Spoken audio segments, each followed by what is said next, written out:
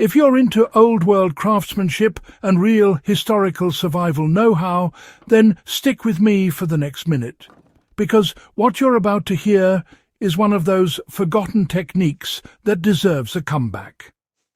Everyone talks about Viking axes, ships, and battle tactics, but almost nobody mentions the thing that made those tools last in the first place. And if you're new here on the Prepper Historian channel, make sure you hit subscribe, because this is exactly the kind of deep, practical history we dig up. Skills you can actually use today. Now, let's get into a technique that kept Viking wood gear alive through saltwater, damp winters and brutal northern terrain long before modern sealants existed. The Vikings relied on simple ingredients that created a surprisingly durable protective dip. The technique we're talking about wasn't fancy, but it worked for centuries. Vikings had access to pine, spruce and birch, all of which contain natural resins and oils. Instead of leaving tools and equipment exposed to moisture and rot, they prepared a heated mixture of pine tar, animal fat, and sometimes charcoal powder. When combined and warmed, this mixture formed a penetrating dip that soaked deep into wood grains. It waterproofed, sterilized, and preserved everything from axe handles to tent stakes, spear shafts, sled runners, and even parts of smaller boats. Viking pine tar wasn't like the thin modern store-bought version. They made it by slowly burning pine roots in a low oxygen pit, capturing the thick tar that dripped out. Mixed with rendered animal fat, the tar became more workable and less brittle in winter. Adding fine charcoal gave it abrasion resistance. The result was a dark, smoky protective blend that seeped into the wood, bonded to it, and hardened into a layer that resisted fungi, insects, rot, and even light abrasion. This wasn't just a coating. It was a full preservation process the Vikings took seriously. Most people today think coating wood means brushing something on and calling it done. The Viking process was closer to a full treatment.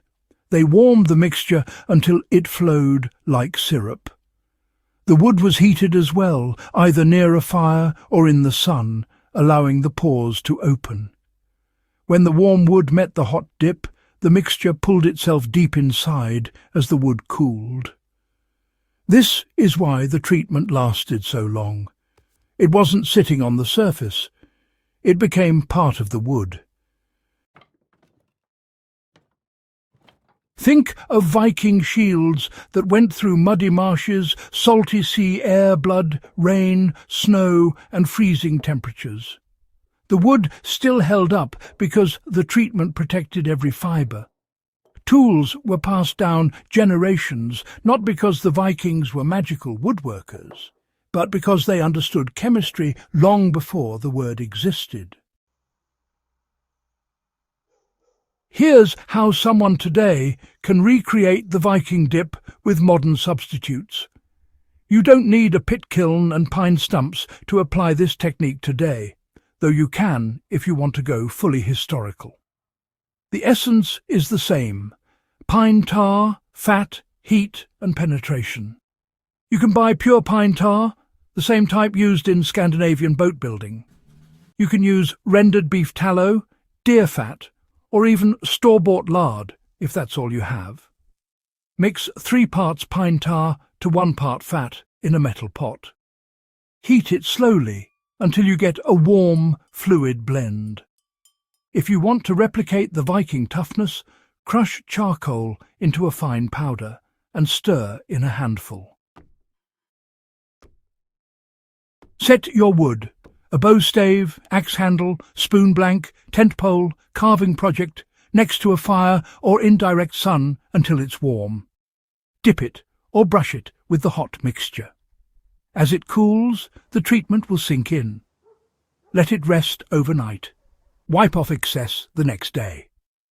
A second application turns the durability up even further. This works extremely well for tool handles, garden stakes, wooden mallets, canoe paddles and campcraft items. I've seen modern bushcrafters treat their wooden cooker cups this way because the finish is food safe once cured. The process also adds grip, darkens the wood beautifully, and gives it that rugged Scandinavian look. This technique can be used as an emergency or homestead-level preservation method. If you're into prepping, this is more than historical trivia. This is a practical off-grid wood preservation system that needs no electricity, no synthetic chemicals, and no hardware store products. You can preserve fence posts, trap stakes, wooden tool handles, drying racks, bows, and outdoor structures with ingredients you can store indefinitely. In a grid-down scenario, rot becomes a real problem. Moisture wins the moment you run out of commercial sealants, but pine tar lasts decades when stored properly. Fat is easy to render. Charcoal you can make from any fire. This technique gives you the ability to make long-lasting wood gear with nothing but heat and a pot. If you were building a small wooden footbridge, you could boil a large batch of the mixture, dip the planks, let them cool, and have a structure that resists fungal growth far better than untreated lumber. If you're making primitive tools, your spear shafts and handles will outlast normal, untreated woods by a wide margin. The reason nobody uses this today is simple. Modern products replaced old-world knowledge. After the rise of synthetic varnishes, pressure-treated lumber and polyurethane coatings, these old techniques were pushed aside. But, synthetic coatings fail in sun, peel in layers, and require reapplication. The Viking dip doesn't peel because it doesn't form a shell. It becomes part of the wood. Boat builders in Scandinavia still use this method on working vessels. Their hulls don't rot. Their oars last decades. That alone shows how valuable this technique remains. Bringing back lost techniques is what keeps history alive. We talk about Viking toughness, but toughness didn't come from brute force alone. It came from knowledge that we can still use today. When you rediscover something like this, you're not just learning history. You're reclaiming a skill that people once relied on for survival. If you want more deep dives into historical survival methods like this, make sure you subscribe to The Prepper Historian.